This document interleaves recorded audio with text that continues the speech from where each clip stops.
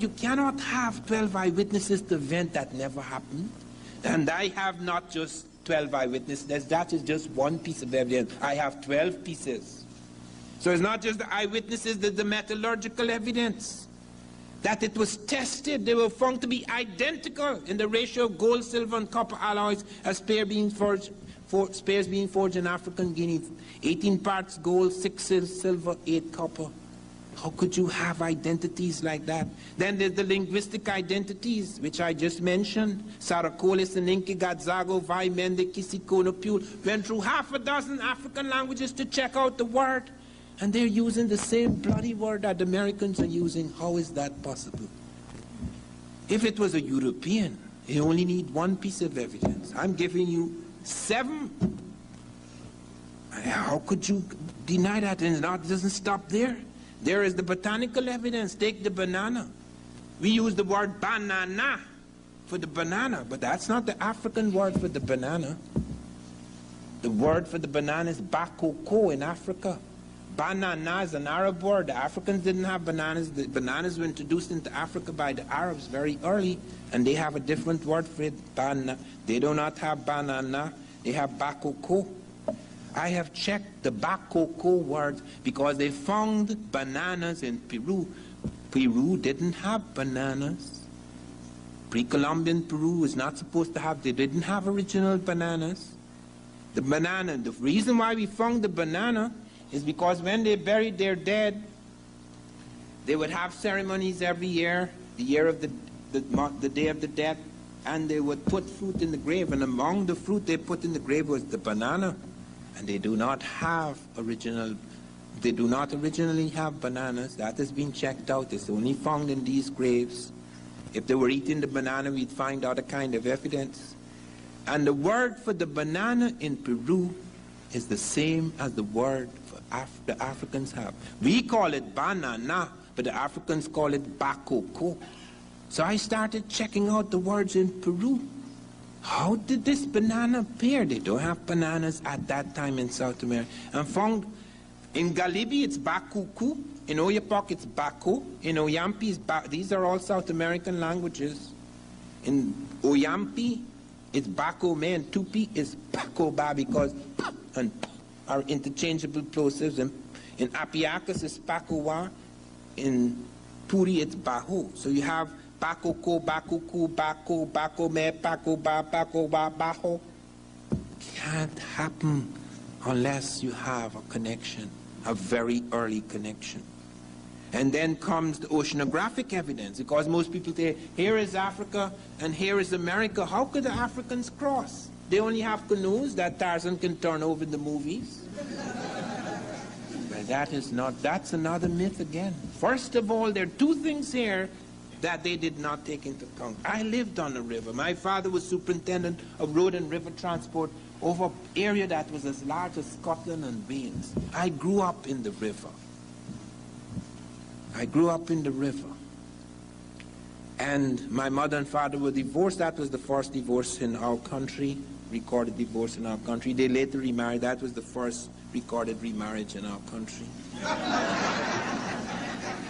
I wouldn't advise you to do it. It doesn't work.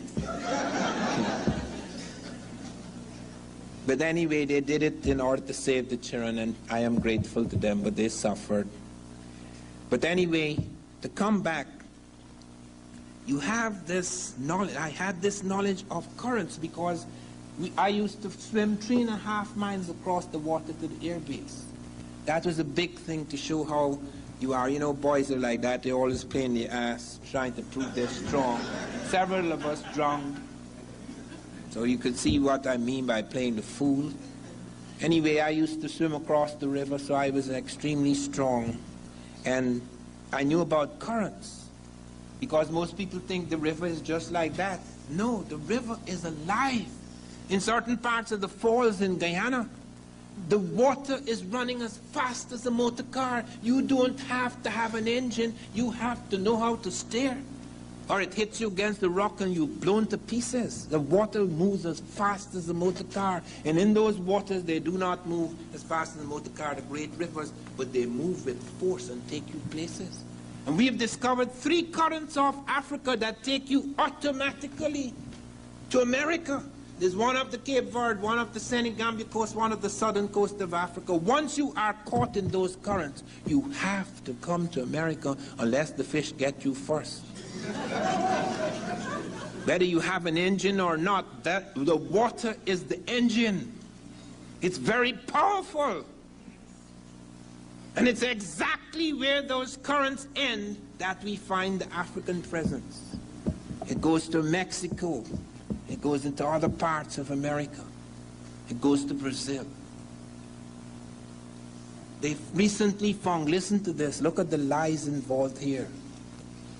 They recently found an African Negro woman. I say Negro because not all blacks are Negro. The African has 6 faces. For example, if you're in a dry African climate, you have a narrow nose. If you're in a wet or moist African climate, you have a broad nose. Most people don't know that. They don't know they have 6 types of African. There's the Nilotic type. They're all black. But they have the Nilotic type, the so-called true Negro type, all sorts of types they have. And I have in my new book the faces of the various types. And all of these types appear. But what is most extraordinary is the evidence we have of their ships. They had the ships. Thor Heyerdahl became world famous because he got the Buduma people on Lake Chad to build a boat that the Africans built before Christ. Thor Heyerdahl used the boat the Africans built before Christ. They showed him the model. They built the boat. He financed it. A boat they were using before Christ, and it crossed the Atlantic successfully. Heyerdahl told me, Van Sertima, we did not even have to fish. The fish jumped on board. Because in those currents are millions of fish. Millions. And it wasn't just Heyerdahl. Alain Bombard also tested African boats. And they made it in less time than Vespucci. You have several, if you study the work I have done in the new book, Early America Revisited, you'll see these guys made it in less time than the European boats because of their knowledge of the currents. And they're not only currents of the Cape Verde, of the Senegambia coast, of the southern coast of Africa that take you to America. They're currents that spin you back towards Africa. We have an evidence of a boat, American boat, Native Americans landing in Africa 62 BC. There were 7 in the boat because it was an accident. They were taken because the currents that not only take you there and pull you back. We don't have any evidence of Europeans doing that. We have it in Native American 62 BC. That is in my book, They Came Before Columbus. And apart from this oceanographic evidence, there's the navigational evidence. That's the boats. The Africans had the boats. The Africans built the boat for Heyerdahl. Heyerdahl became world famous about how he crossed the Atlantic. He didn't build the boat. It was Africans who built the boat for him, a boat they had used before Christ, the Buduma people on Lake Chad. It's in my new book, Early America. You'll see the boat. The Africans built it. They could easily have crossed. And when you cross, the current actually takes you into the Caribbean, to Brazil, or parts of South America, to Mexico, etc. Recently, listen to this. Look at the cheating going on. Look at the profound dishonesty of scientists. They found a Negro woman in Brazil. In Brazil, where the currents come from Africa, the Caribbean, Brazil, etc. They found a Negro woman in Brazil, 12,500 years old. That is even before the Native Americans. Now, Negroes always came from Africa, but it was so embarrassing that they suggested, yes, it's a Negro, but it came from Asia. Now, this is Brazil, you know. Brazil is on the Atlantic coast. To come from Asia, you have to get a boat that's going to take you all the way to South America, and then you have no car. Currents may take you, help you to get to South America, but then you have to walk to Brazil.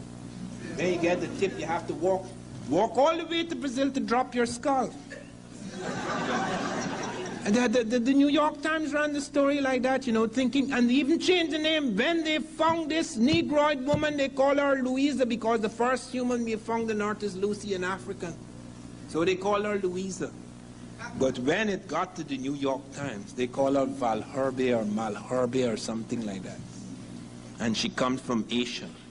Niggers don't come from Africa anymore. They come from Asia. You find them in the wrong time, in the wrong place. Jesus Christ, I mean, how far can you take this nonsense? It is absurd. And you find also skeletal evidence. Listen to this, because I have to be very careful here.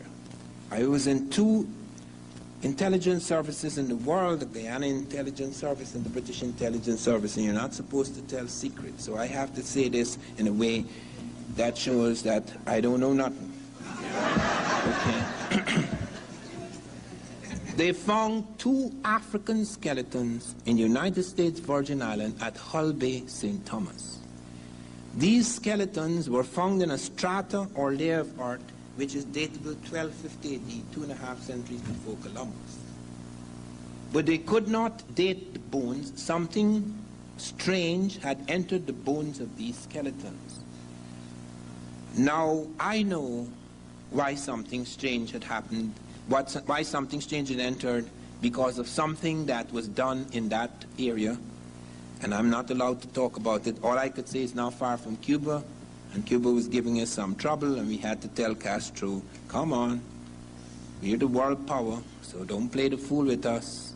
We'll teach you a lesson. That's all I'm allowed to say. But I went down to the Virgin Islands when I heard about these skeletons. And they promised, I shamed Vesalius, the archaeologist of the island. I spoke to the whole university, a big crowd, shamed him. He said he'd allow me to see the skeletons.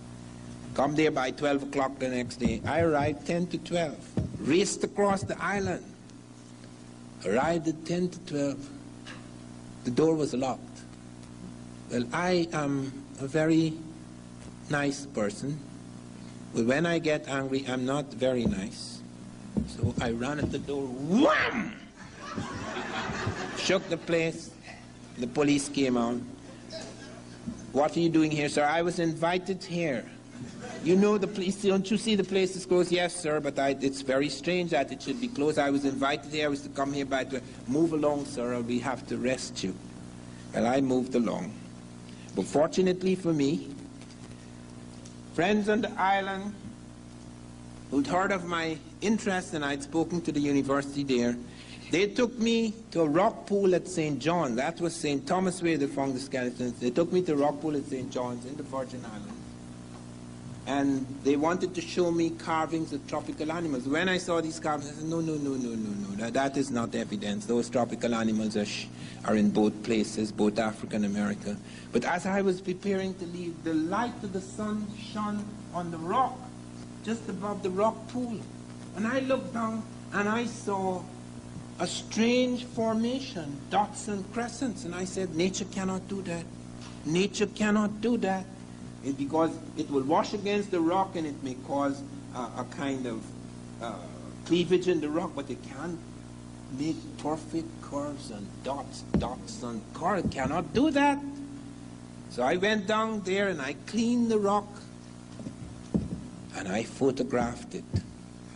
I sent it to various parts of the world. I sent it to Africa. So someone in Africa, in Ghana, said it's the Guéname sign, and I said, send me evidence of the Guéname sign, and he sent it to me, and I said, no, don't waste my time, man. That doesn't look anything like the Guéname sign. But I kept taking it wrong, and eventually Dr. Barry Fell of Harvard, he's dead now, he'd written America BC. The New York Times ran 3 pages attacking me and Fell. I brought out, they came before Columbus. Barry Fell brought out America BC. He was dealing with other kinds of contacts. I was dealing with African contact, and New York Times ran 3 pages attacking me and fell. They wouldn't even allow anybody in America. But fortunately for me, Dr. Clarence Vine, the oldest of American archaeologists, who had been on the place where they found the stone heads with African faces, he wrote a marvelous essay on me. Because he was the oldest American archaeologist, they couldn't kick out his essay. So he said, I am absolutely convinced of the soundness of Van Sertima's conclusion.